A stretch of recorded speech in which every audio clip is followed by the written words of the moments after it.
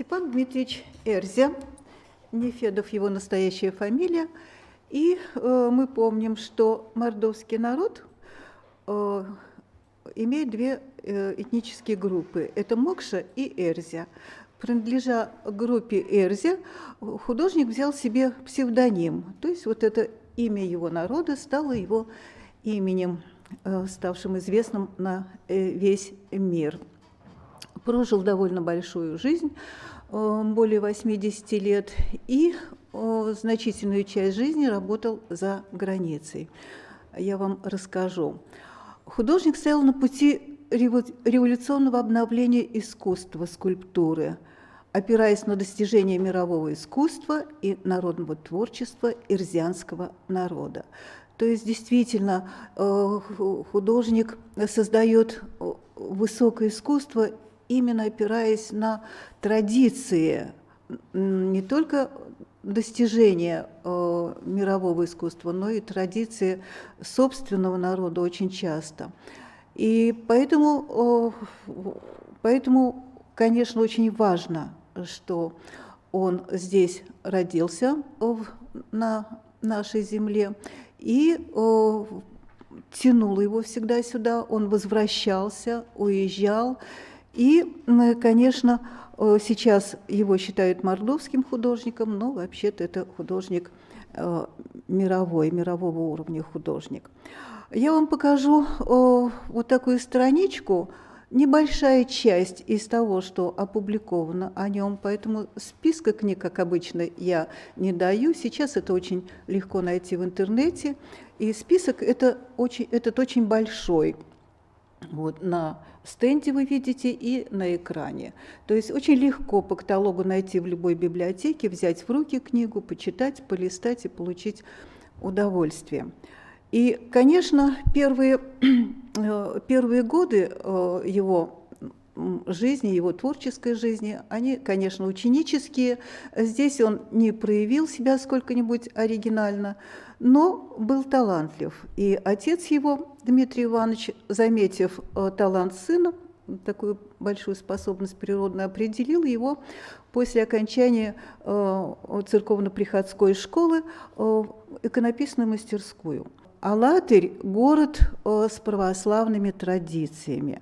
Алатырь, где в дореволюционный период было много мастерских и было много иконописцев. И даже не сравнить вот наши города Чебоксар или Цивильск, или Ядрин, где этот промысел, что ли, это искусство было развито. Алатырь, конечно, был в этом смысле одним из главных центров иконописного дела.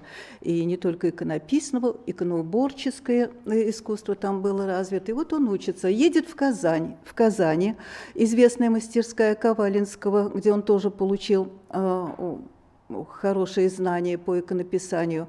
И, путешествуя по городам и селам Поволжья, оформлял, украшал церкви иконами, и росписи они делали.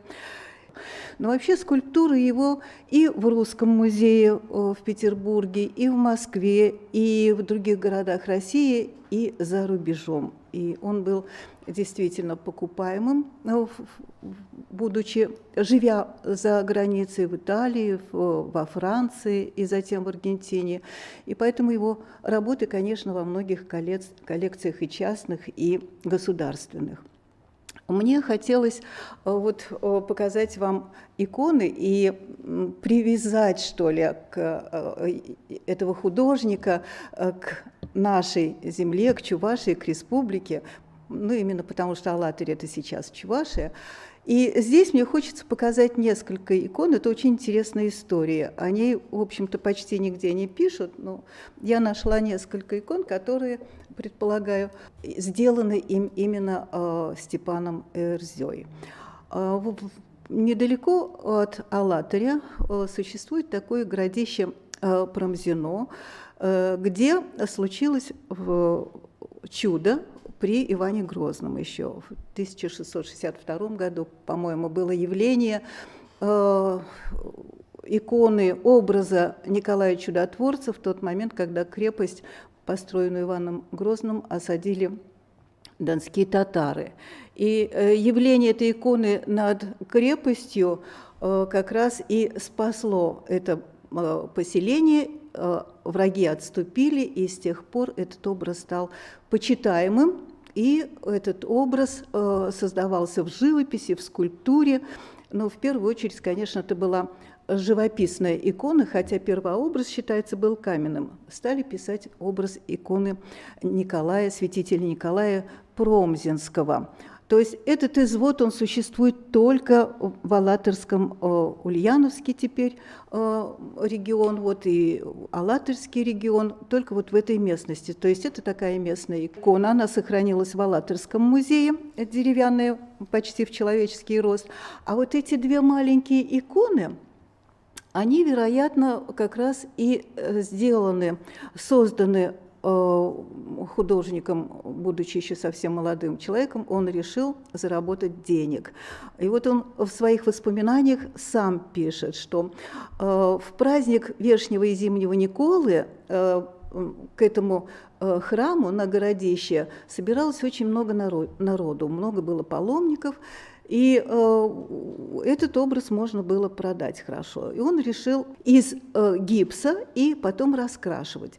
И вот мы нашли несколько икон, они примерно 20 на 30 размером, очень небольшие, действительно, вылитые из гипса и по-разному раскрашены. Но дальше он пишет, что труда было много, стоили они дешево. И, в общем, это дело лопнуло у него, не получилось заработать, и больше он не стал. Но какое-то количество таких икон вот сохранилось в Алатырском районе, в самом городе и в селах. То есть вот такая вот привязка, что ли, к нашей республике, очень приятная.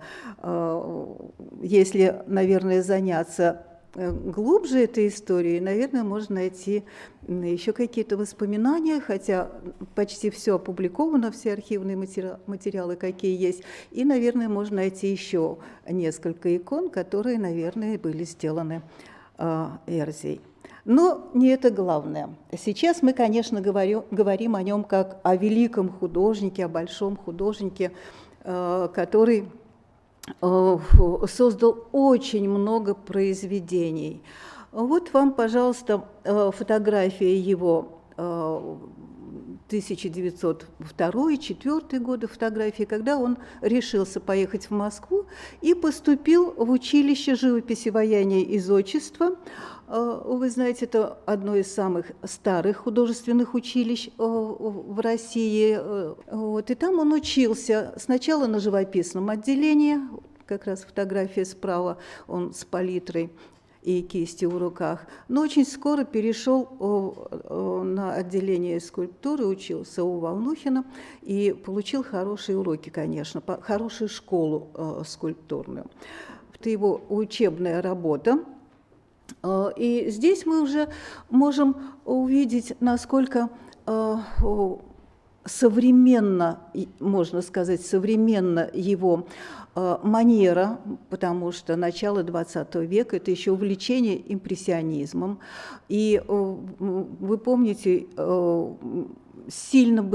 огромно было влияние Родена, Огюста Родена, который, конечно, повлиял на стиль, что ли, на почерк многих русских скульпторов того времени. И вот этот импрессионизм, такая легкость, такая подвижность в самой манере исполнения, она, конечно, здесь хорошо чувствуется. То есть он выходит довольно крепким художником и довольно уверен в себе. Он решил продолжить свое образование в Париже, куда и уезжает в 1906 году, в самом конце, по совету Горького, по рекомендации Луначарского. Кстати сказать, Луначарский был очень тонким ценителем искусства, и он понимал, что, наверное, молодому художнику будет трудно встать на ноги. В две его работы, два автопортрета, одна из которых называется «Тоска», наверное, накладывала на характер этих образов, вот и не совсем, может быть, его не совсем устроенная жизнь, и не случайно же он уезжает за границу, и эти образы, нельзя сказать, что они трагичны, но тем не менее вот пессимистичными их можно назвать. В Париже вполне удачно складывается его жизнь. Он участвует со своими работами в выставках осеннего салона. Русская аристократия, жившая за границей, она обращает внимание на него, и поступают заказы, немаленькие поступают, то есть он становится действительно популярным, его ценят, его работу оплачивают, и наступает какой-то период его жизни довольно благополучный, и материально, и творчески он вдохновлен, и в этот период он создает очень тонкие, очень одухотворенные женские портреты. Вот два из них. Образ Марты, та девушка, которая сопровождала его в поездках, которая работала вместе с ним, которая, в общем-то, поддерживала его несколько лет. Она, конечно, вдохновляла его на именно такие образы. Вообще, если рассматривать эту сторону жизни Степана Эрзи, то было много приключений. И, по сути, это был очень открытый, очень наивный человек, которого часто обманывали женщины. Вот этот период его парижский, он был довольно спокойным. И вот он создает в этот период много женских портретов. И он много экспериментирует. Обратите внимание, цемент. То есть это мрамор, и это цемент, это чаще всего какой-то камень, это дерево иногда, но чаще всего, конечно, мрамор и камень. И цемент вообще много... Этот период в искусстве, он вообще характеризуется большими экспериментами во всех областях искусства, и в живописи, и в скульптуре, и в графике, в том числе, вспомним «Мир искусства». То есть это было время настоящего обновления искусства, не только в России. В 1914 году он возвращается в Россию, и это уже его период российский. Привозит много скульптуры, культурную жизнь России. И в этот период создается очень много памятников в России. Время было голодное, бедное, нищее, и поэтому дорогих материалов не было. В этот период было создано очень много памятников из цемента. Они все оказались временными, и мало что сохранилось из этих памятников, но фотографии их сохранились, мы знаем эти памятники по фотографиям. И вот Эрзия тоже работает по плану монументальной пропаганды, ну и в попытках заработать какие-то деньги. Он едет по России, он едет за Урал, он работает в Екатеринбурге, едет на юг, в Краснодаре, в Геленджике. Он пытается, в общем-то, и заработать, и в мечтах его и в желаниях его всегда было иметь последователей, учеников. Он ищет себе учеников, но практически таким большим мастерам трудно подражать, трудно у них учиться, и в силу вот, и оригинальности подходов к скульптуре, какие-то технические новшества, которые он использовал в своей работе, и в силу характера, конечно, была у него ученица, которая ему помогала, и Елена Мроз, и они много лет вместе работали, но этот союз тоже в связи с тем, что он уезжает опять за границу. Ну а вот то, что он создает в этот период, это очень интересно. Это его станковые вещи, маленькие вещи. Созданы были еще и большие памятники скульптурам. Это в Екатеринбурге.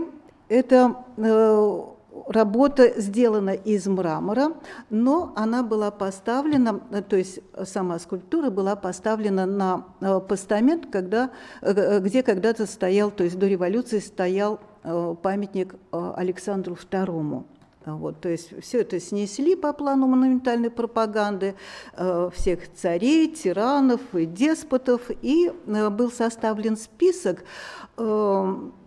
имен, которым достойно было поставить памятник. Это революционеры, это демократы всех времен и народов, и вот в том числе такие образы символически отвлеченные. Памятник освобожденному труду.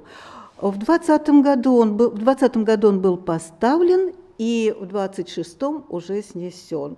Это был, в общем-то, вызов обществу, потому что обнаженная натура, обнаженный человек довольно натуралистично решил он всю эту скульптуру. И, как пишут горожане, ходили к этому памятнику, который прозвали Ванькой Голым, просто поплеваться на него. То есть его быстро очень снесли, как только он уехал за границу, и утопили вообще. Памятник этот, конечно, не сохранился. И вот подобный пафосный, да, памятник еще один стоит в Геленджике, ставил он и в Баку, еще и в других городах, памятник Ленину. Может быть, даже и сама скульптура здесь терялась, но это тоже, ничего этого тоже не сохранилось, вот только в фотографиях. В конце 1926 года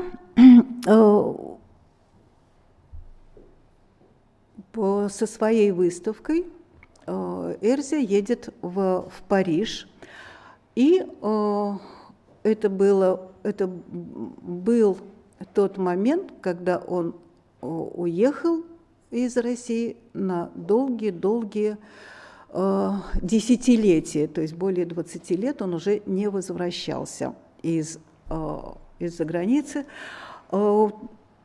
Понятно было, что выжить в России очень сложно и тяжело. И вот он решил, тем он по приглашению президента Аргентины уезжает в эту южноамериканскую страну.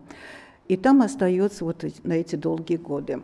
В Буэнос-Айресе, на окраине, он снимает себе мастерскую, и здесь он открывает для себя новый совершенно материал, в котором еще никто не работал, еще не было ни одной скульптуры, созданной в этом материале.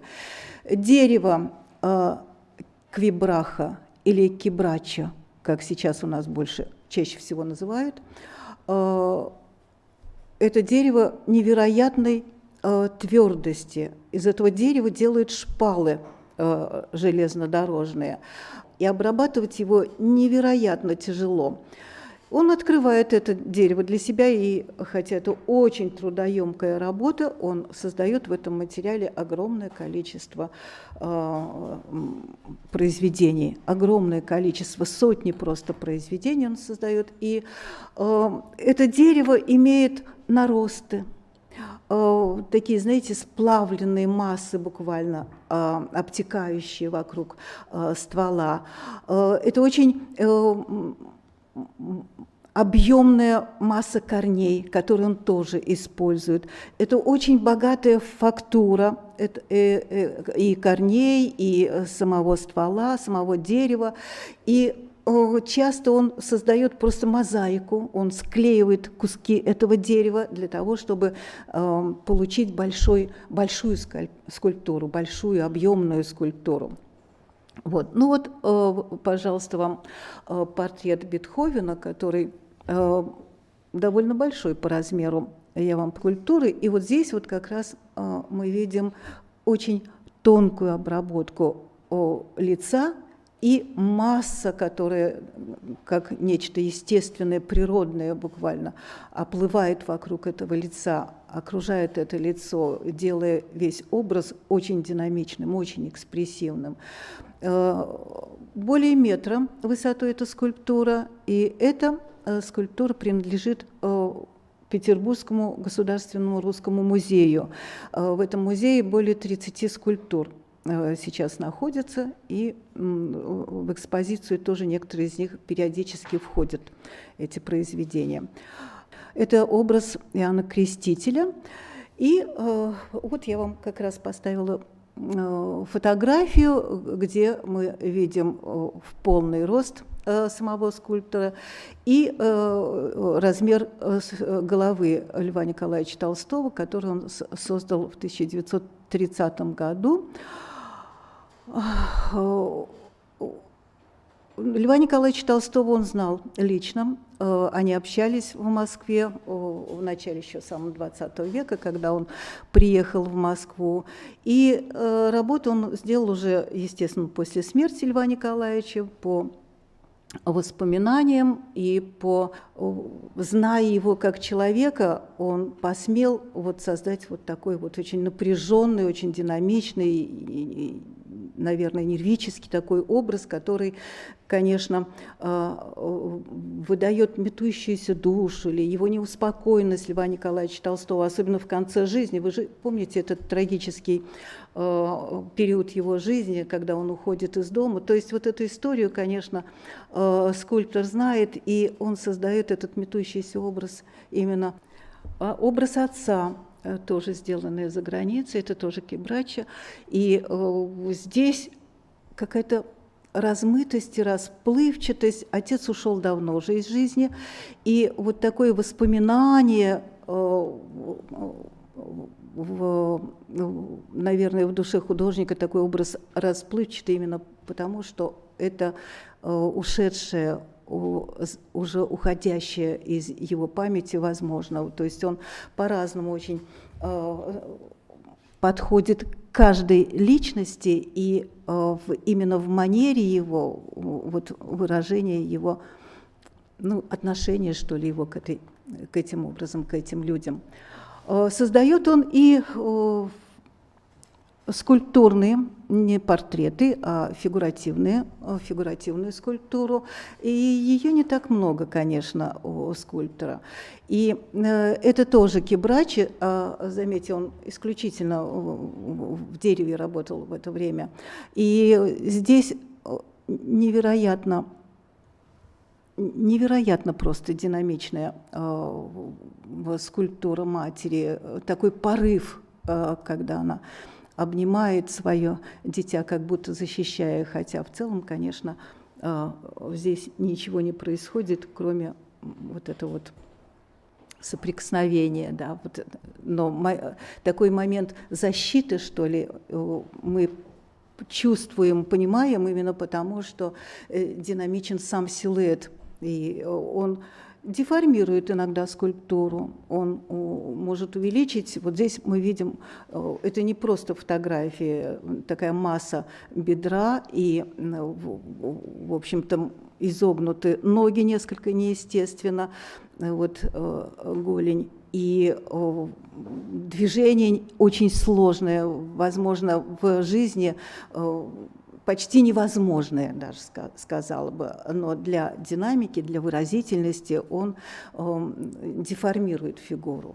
Это очень выразительно, конечно. Обнаженная, редкий случай, когда мы видим статичную фигуру. То есть она действительно такая вертикаль, тонкая, спокойная очень вертикаль, и редко когда он создает такие скульптуры, и это, можно сказать, что почти исключение.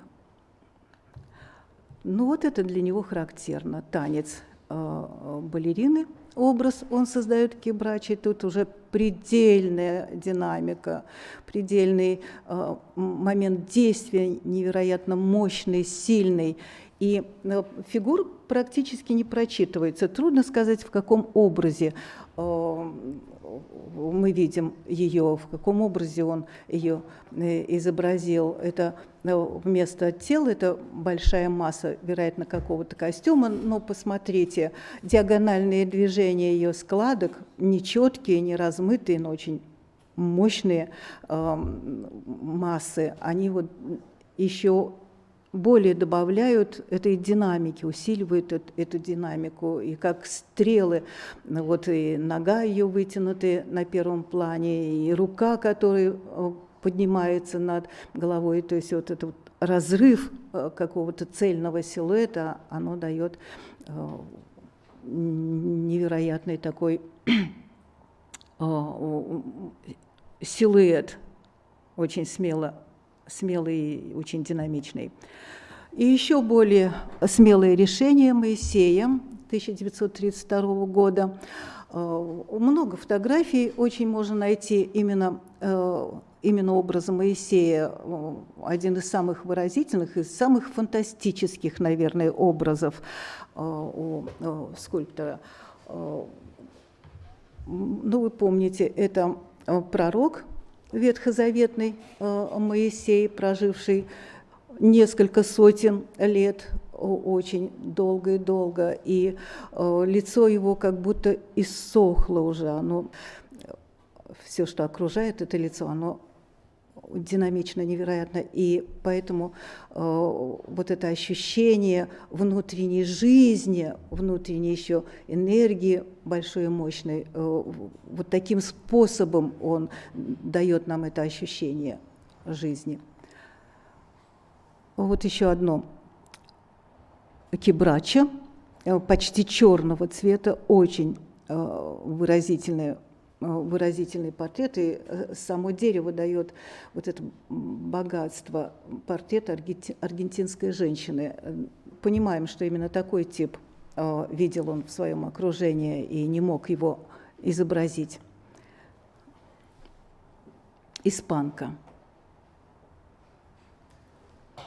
Столько изысканности в движении ее кисти рук, да, удлиненные пальцы, которые буквально сливаются с потоками ее волос.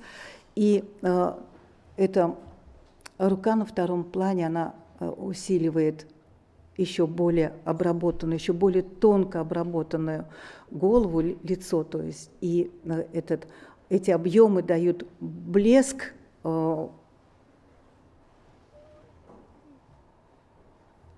даже графичность есть в этом образе, настолько тщательно, настолько гладко обработано лицо, что вот эти блики, они дают какую-то жесткость и графичность.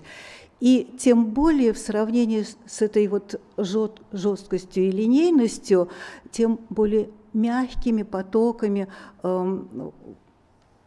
вьются ее волосы вокруг лица. Вот они вот дают вот эту мягкость обработки волос, вот это противопоставление, оно дает как раз вот этот эффект невероятный, какой-то строгости даже, какой-то действительно изысканности. И они очень дают большое впечатление, они действительно впечатляют, эти образы.